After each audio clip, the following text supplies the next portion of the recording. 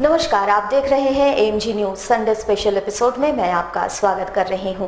बीते हफ्ते शहर में घटित प्रमुख खबरों से आज हम आपको इस स्पेशल एपिसोड में रूबरू करा रहे हैं। सिख धर्मावलंबियों के 5वें गुरु श्री अर्जुन देव जी की शहीदी के अवसर पर शहर के गुरुद्वारों में कीर्तन दरबार का आयोजन किया गया। साथ ही साथ शबिल लगाकर जनमानस की सेवा की गई। सिख धर्मावलंबियों के 5वें गुरु तथा सुखमणि साहिब की रचना करने वाले श्री गुरु अर्जुन देव जी की शहीदी के अवसर पर नगर के गुरुद्वारों में विशेष कीर्तन दरबार सजाया गया था। श्रद्धालुओं को गुरु अर्जुन देव जी की शहीदी के बारे में जानकारी दी गई। विशेष अरदास में सैकड़ों सिख धर्मावलंबी शामिल हुए। गुरुद्वारे में चल रहे अखंड पाठ की समाप्ति भी हुई। हम लोग सिख के 5वें गुरु हैं, उन्होंने धरती लोग में बैठ के हम लोग के सिखों के लिए सिखी का नाम दिया है। काहे कि हम लोग को उस टाइम में औरंगजेब का समय में हम लोग को देश में बहुत कष्ट हो रहा था और लड़ाई झगड़ा हो रहा था, इसलिए वो नाम हम लोग को सिखी का नारा दिखाने के लिए और उबली देख हुए उभरे और हम लोग को ये नारा दिया कि जो सिखी है हम लोग का, उसके लिए हम लोग को कितने जतन करके हम लोग को ये सिखी मिला है और सिखों को ये प्रचार किया कि आप लोग कभी भी कोई आदमी किसी के लिए गलत काम करता है, उसके लिए हम सिखों को आगे बढ़कर अपने सिखी का ये नारा दिखाना चाहिए कि हम लोग सबसे आगे हैं और किसी का दुख देख के हम लोग को सबसे पहले हम लोग का दुख में शामिल होना चाहिए। और अगर कोई गलत काम कर रहा है सिख लोग हम लोग के पहले से वार उसमें नहीं करते, अगर आप उसको ऊपर में जोर करता है तब हम लोग किसी को उसके ऊपर में वार करते हैं। इसलिए हम लोग को ये 5वें गुरु के पर्व मनाया जाता है। वहीं सिखों की ओर से जनमानस की सेवा भी शबिल लगाकर की गई। इस दौरान शहर के विभिन्न क्षेत्रों में शबिल के माध्यम से मीठा पेय तथा चना गुड़ बांटा गया।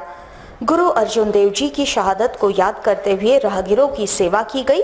गुरु के आदर्शों को शबिल के माध्यम से आत्मसात करने का प्रयास इस दौरान किया गया। जमशेदपुर के गोविंदपुर थाना क्षेत्र के धुआं कॉलोनी में 32,000 वोल्ट के तार में शॉर्ट सर्किट होने से एक ही परिवार के 3 लोग इसके चपेट में आ गए। घटनास्थल पर ही एक महिला की मौत हो गई, जबकि एक महिला और अन्य एक युवक गंभीर रूप से घायल हैं, जिनको आनन फानन में टीएमएच में भर्ती कराया गया है। दोनों की हालत नाजुक बनी हुई है। वहीं परिवार के लोग शव को सड़क पर रख मुआवजे की मांग कर रहे हैं। इन लोगों का कहना है कि बिजली विभाग की लापरवाही से ही ये घटना हुई है और कई बार इसकी शिकायत बिजली विभाग से की गई है, मगर कोई देखने वाला नहीं है, जिसको लेकर आज ये घटना घटी है। इस बस्ती में हजारों लोग रहते हैं और घर के ऊपर से ही 32,000 वोल्ट का तार गुजरता है और आज हवा से दोनों तारों में शॉर्ट सर्किट हुआ, जिससे एक घर में बिजली फैल गई, जिससे घर में 3 लोग इसकी चपेट में भी आ गए। रात की बात है, ये धुआं कॉलोनी जो बारी नगर बस्ती से बिल्कुल सटा हुआ है घोड़ाबांधा पंचायत में, यहाँ तार में शॉर्ट सर्किट हो गया और वजह है कि देखिए जगह जगह तार गिरा हुआ है, टूटा हुआ है और हाई टेंशन वायर भी गया है बिल्कुल घनी आबादी के बीच से, घर के ऊपर से, जहाँ की हमेशा खतरा बना रहता है। बहुत लोग यहाँ से शिकायत भी करते हैं कि भाई तार को सुव्यवस्थित किया जाए, लेकिन कोई सुनने वाला नहीं, जिसका नतीजा है कि शॉर्ट सर्किट हो गया और इसमें एक सुमित्रा हेम्ब्रम 27 साल की महिला डेथ कर गई। इसके 3 बच्चे हैं और 2 लोग घायल हुए, एक एमजीएम में एक टीएमएच में एडमिट हैं। बिल्कुल बिजली व्यवस्था, बिजली विभाग की लापरवाही है, नाकामी है। 31 मई विश्व तंबाकू निषेध दिवस के मौके पर जमशेदपुर जिला स्वास्थ्य विभाग की ओर से जागरूकता रथ को रवाना किया गया, जो शहर के विभिन्न क्षेत्रों में घूम घूम कर लोगों को तंबाकू छोड़ने पर प्रेरित करेगी।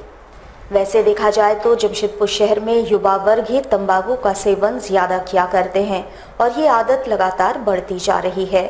इसके मद्देनजर विश्व तंबाकू निषेध दिवस पर जमशेदपुर जिला स्वास्थ्य विभाग की ओर से युवा वर्ग में जागरूकता फैलाने हेतु जागरूकता रथ को रवाना किया गया। इस रथ में एक नुक्कड़ नाटक की टीम भी शामिल है, जो शहर के विभिन्न चौक चौराहों में नुक्कड़ नाटक के माध्यम से लोगों के बीच जागरूकता फैलाने का कार्य करेगी। जमशेदपुर के civil surgeon doctor S K Jha ने हरी झंडी दिखाकर इस रथ को रवाना किया। इस दौरान बातचीत के क्रम में उन्होंने कहा कि समाज में तंबाकू छोड़ने हेतु जागरूकता की जरूरत है। जो भी लोग तंबाकू का सेवन करते हैं वो धीरे धीरे इस लत को छोड़ दे और एक बेहतर भविष्य को अपने लिए अपनाएं। तंबाकू दिवस है, सारे दुनिया में हो रहा है ये, और ये लोगों को जागरूक करने के लिए है कि तंबाकू और इससे होने वाले गलत प्रभाव से कैसे लोगों को बचाया जा सके।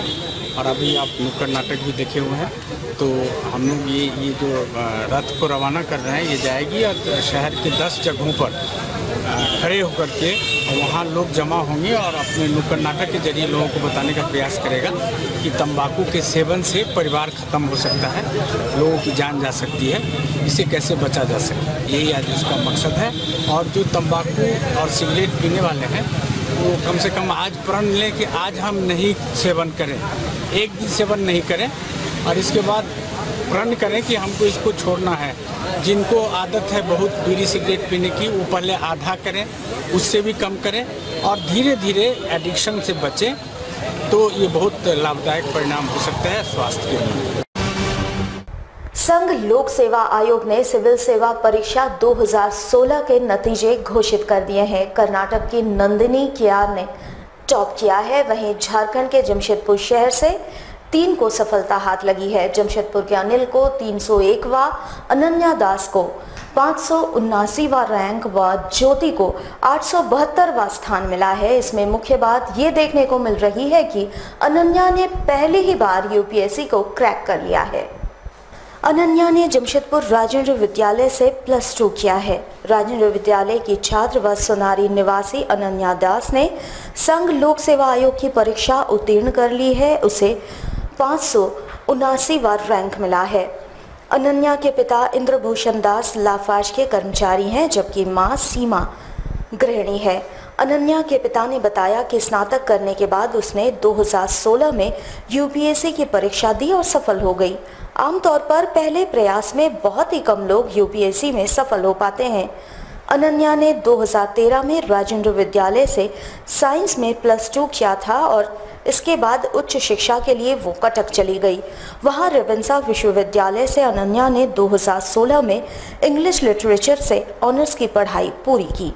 नहीं, हम तो इसमें बहुत खुश हैं। हमको तो और कोई भाषा नहीं है, इतना हम खुश हैं कि हम very much satisfied with our performance. बहुत हम खुश हैं क्योंकि फर्स्ट अटेम्प्ट में इतना बड़ा अचीवमेंट पा लेना मेरे लिए बहुत बड़ा अचीवमेंट है। मैंने जीवन का हमको सब कुछ मिल गया जैसे लग रहा है। वही अनन्या की मां ने खुशी जाहिर करते हुए बताया कि अनन्या दिल्ली में रहकर यूपीएससी की तैयारी कर रही थी। रिजल्ट देखते ही उसे सहसा विश्वास नहीं हुआ था, लेकिन जो सच है उसे मानना पड़ा।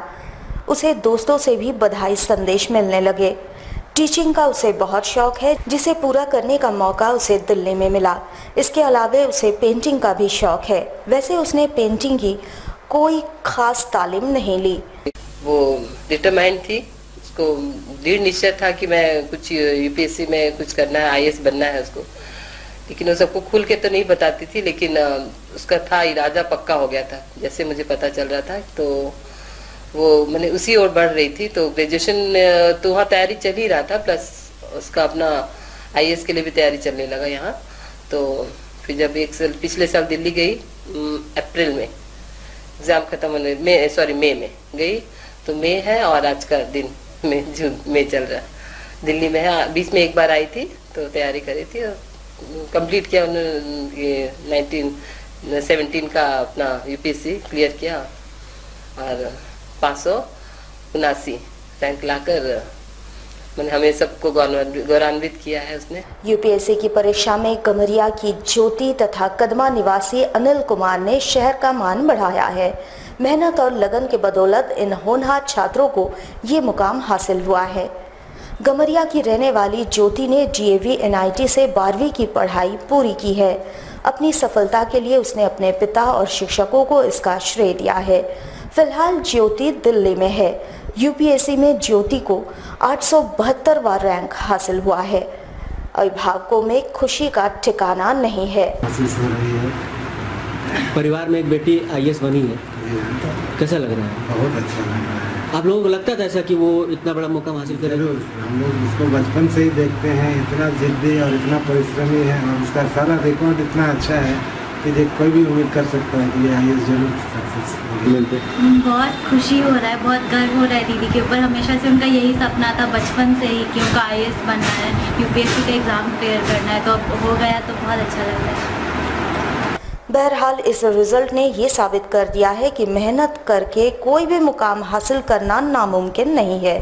ज़रूरत है कड़ी मेहनत और लगन की। इसके बाद कोई साधारण व्यक्ति भी अपने मुकाम को हासिल कर सकता है।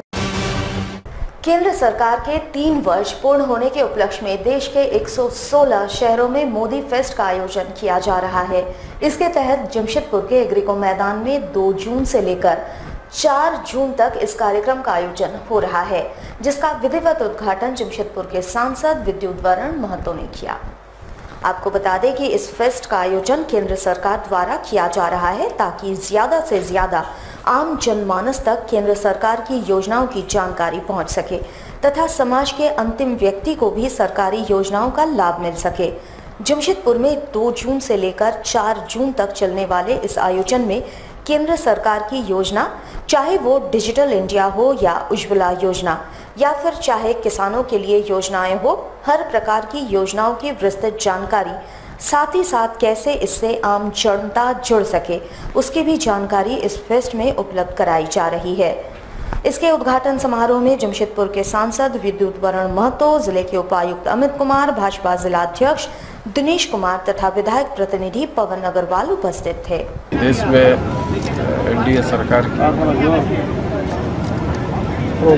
भाई नरेंद्र मोदी जी के नेतृत्व में 3 साल पूरा होने के जो 3 साल के दरमियान जो सरकार ने धरातल में काम लाने का काम किया, मोदी फेस्ट के मार्फत से लोगों को संदेश देने का काम किया। स्वच्छ भारत मिशन से लेकर उज्ज्वला योजना, कौशल विकास, बेटी बचाओ बेटी पढ़ाओ, ऐसे बहुत महत्वपूर्ण और भी जो योजना है जिसके बारे में बहुत लोगों को जानकारी नहीं थी और इनका माध्यम से सिर्फ नहीं जमशेदपुर नहीं देश के हर कोने में इस तरह मोदी फेस्ट लगाकर लोगों को मोदी सरकार की उपलब्धता का बताने के लिए इस तरह का कैंप के माध्यम से लोगों को जागरूकता करना। बहुत सारे लोग हैं, make in India, startup India, उसके बाद डिजिटल इंडिया, ये जो इनके माध्यम से आया है, आज इसको लोगों को जानने की आवश्यकता है। साथ साथ इसको कैसे लोग अपनाएं उसको भी